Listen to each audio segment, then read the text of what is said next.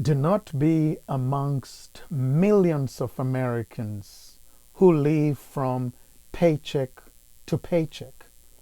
According to Dave Ramsey's research, it indicated that 78% of Americans live from paycheck to paycheck, and 47% have less than $1,000 saved for emergency. And that is pathetic. And not only in the United States, but we are seeing this problem globally. This is a global crisis. It is a pandemic whereby everywhere in the world people do have the same problems. Welcome. My name is Dr. Lucas Shallua, and today we're going to be talking about how can ordinary people build sustainable wealth and enjoy the process.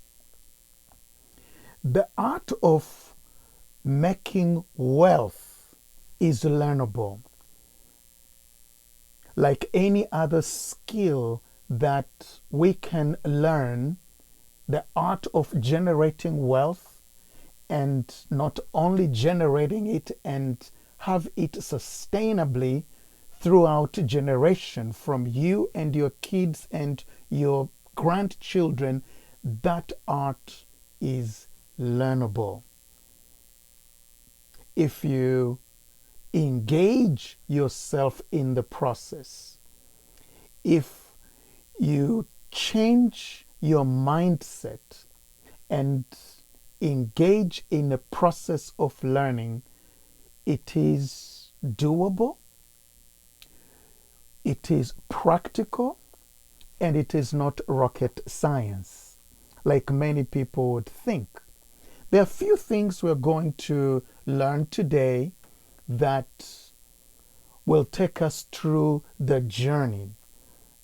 The first things should come first. You have to dare to be different. You're not like everybody else.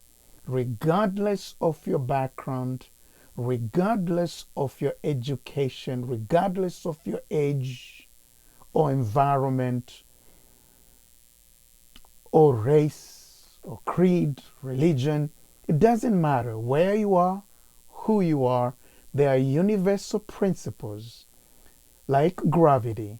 If we follow them, if we study and follow and align ourselves with this principle, they will work for us.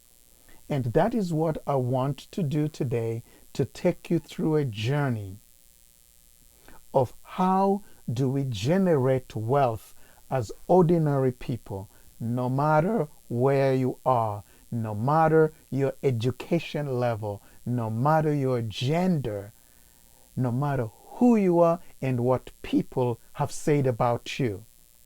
This process is possible. Now, the first thing is our mindset. We need to redefine our mindset. I personally believe that poverty and wealth is the question, or is based on our mindset. And what is a mindset?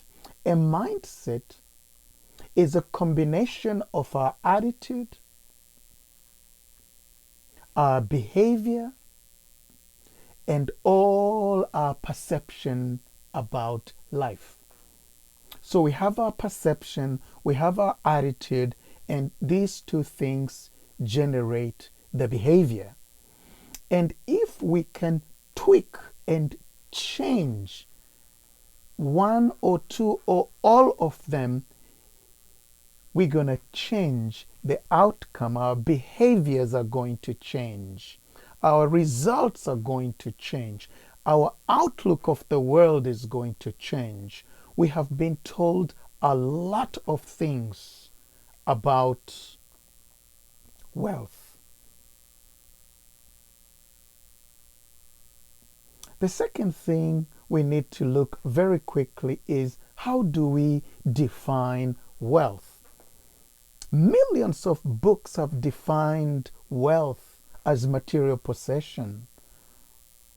But I want us to redefine wealth and make it more broader to encompass our relationships, to encompass our emotions, to encompass our physical well-being, and all that it takes, the holistic way. If we define wealth in a more holistic way, more encompassing way, more broader way, that is going to help us not to chase on the wrong target.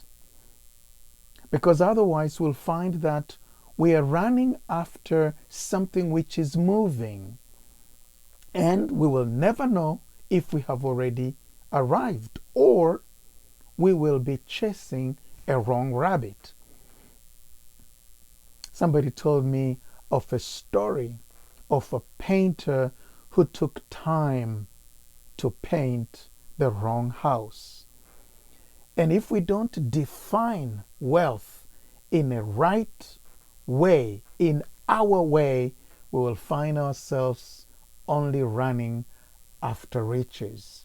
And the third thing is the purpose by which we want to acquire wealth. And that is very important. We need to know why. It is called sometimes the big why. Why do you want to have wealth? I'm a strong believer of we are blessed in order to bless others. A greater fulfillment and a greater joy, a greater sense of satisfaction is achieved when we help others. And I will term it, we are blessed in order to bless others.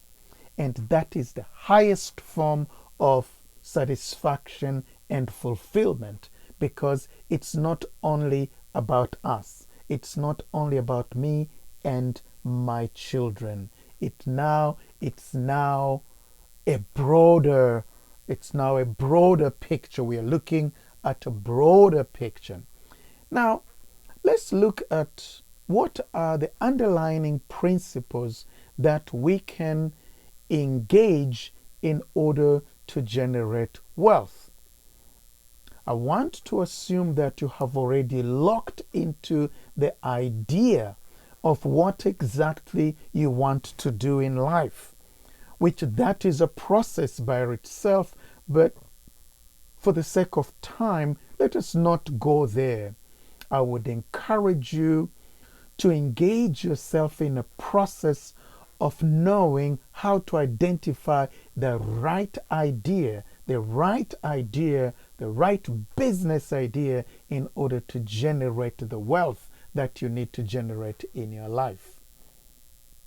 Now, assuming that you have already identified and now you are ready to get started, the first things should come first. We need to get started. Many people are paralyzed by the idea of getting started because they have a whole picture of the journey and they are paralyzed to make that first step.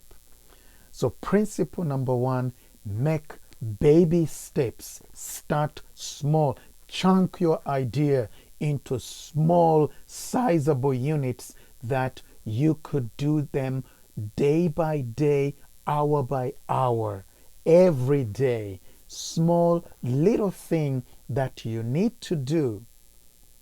The Chinese wise man said, the journey of 1,000 steps starts with the first step. If you make the first step, it encourages you to get into the second step and another step, and that first step, we call that the step of faith. So get started. After you have finished listening to this podcast, Go make that phone call. Go write that proposal. Go write that email. Go do something that will propel you towards your bigger goal. So the first principle is the principle of starting small. Now, the second principle, we call it the principle of doing it right. There is a tendency of taking shortcuts. A friend of mine told me, I don't want to wait for all 15 years that you took in order to realize your dream. That is too long. I want to do it my way, and I want to short circuit the 15 years which it took you to get to where you are. And I told him that that's a good idea, but you really need to know that in your endeavor, in the entire process of wealth generation, you need to put the right blocks at the right place. You cannot take shortcuts to the rules and regulations. You cannot bypass the law. You have to observe. You have to follow. You have to respect the law of the land. You have to follow the rules. You have to follow the regulations and the guidelines that are there. I know there's some businesses which are done and people do business without a business license. Why? Because they just want to get there quickly. There are people who, don't want to pay taxes and they have all the way of the taxes. You don't want to do that. You want to do it the right way. So study the business that you want to engage into doing. Study all the rules. Study from people who are successful. Shortcuts, most of the time, are the wrong cuts. You want to do it the right way, even if it means that it's a long way, but in a long run, it's going to pay. So sit down with a pen and a paper and write down what are the regulations, what are the requirements for me to do or to execute my plan and my idea. The third principle, we call it the principle of multiple streams of passive income. You will never get wealth, especially financially, if you only depend on one means or one source of income. If you only depend on your salary or you only have one business, because anything could go wrong anytime. And you want to make sure that when one source dries up, if anything happens, according to Murphy's Law, if anything happens to one source, you have other sources that are able to supply you with all the needs that you have financially. If you study 90% of self-made millionaires in North America, they became millionaires by having multiple streams of income. They don't depend only on one business. They don't depend only on a salary. They sit down, engage themselves in one business. When it is up and running, then they start another business which either it leverages from the main business or it's a completely different idea, but it becomes another source of income. You can collect $2 here, $3 here, $10 here, $100 there, $200 there, $1,000 here, and when you put them all together in a big pot, you're having a sustainable, you're having something that is very, very substantiated. It's big, and you don't want to depend only on one source. With the COVID-19 right now, in so many countries of the world, we are seeing so many countries. In many countries, we are seeing companies downsizing. We are seeing businesses shutting down. Now, what if you just depend on one salary on that particular business? Somebody told me you need to have between 7 and 10 different sources of income in order to be financially stable. And in other places, we will talk the difference between active and passive income. But for now, let's just talk about having multiple sources of income. That is very important, and that is very, very crucial at the times that there is a lot of risks and uncertainties, because we don't know what tomorrow is holding. And even our today is very, very uncertain. So you don't really want to depend on one source of income in order to become wealth. So I encourage you to start thinking outside the box, start generating new ideas, start reading books, start listening, start being more and more attentive to the environment and getting ideas from different sources in order that you will be able to increase, to multiply your sources of income. And a friend of mine told me that many self-made millionaires, if you look at them in one way or the other, they were involved in real estate. Real estate is one of the major means to propel you quicker to get to your goal. So if there is any way you can involve yourself with real estate, amongst things that will always appreciate, real estate is one of the things. Somebody told me gold is always appreciating. But if you look at the real estate, the population of the world is increasing day after day, year after year. And the need for either residential or commercial will always be there. And the land is becoming a scarce commodity year after year because of the growth of population.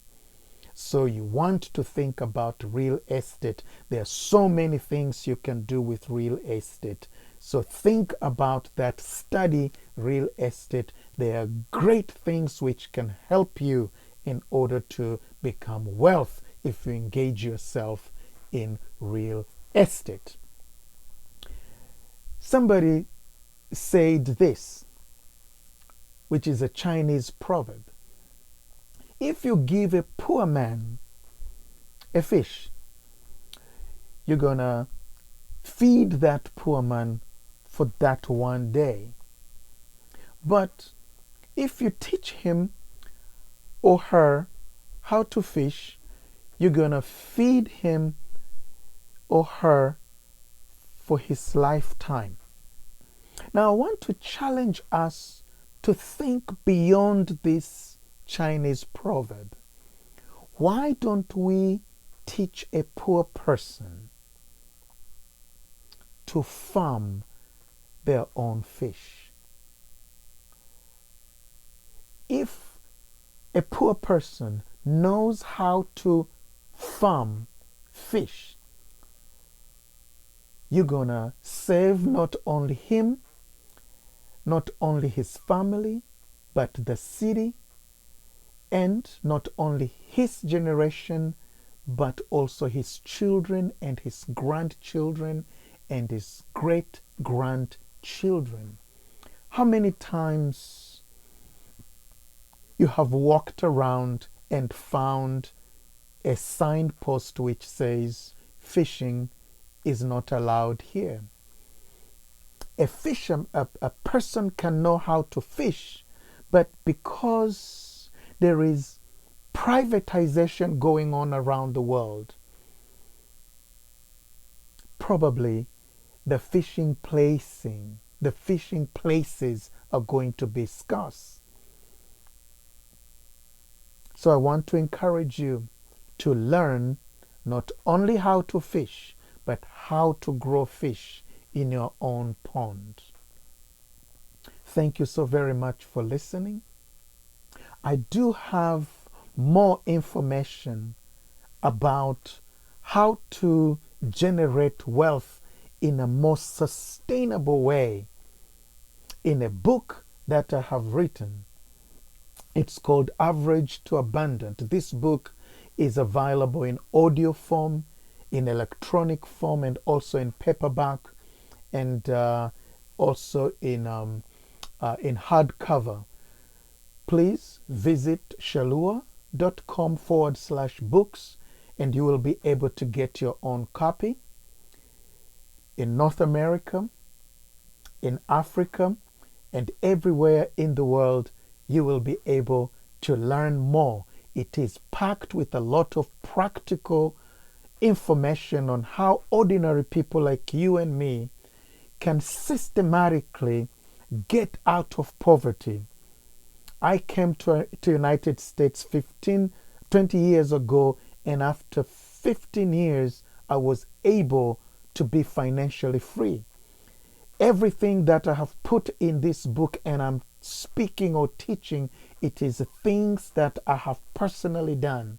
And I want to encourage you to get your copy, and you will quickly jump from the 78% of people who live from paycheck to paycheck and get into the 22% of people who do not rely on one source of income. Thank you so very much, and thank you for listening.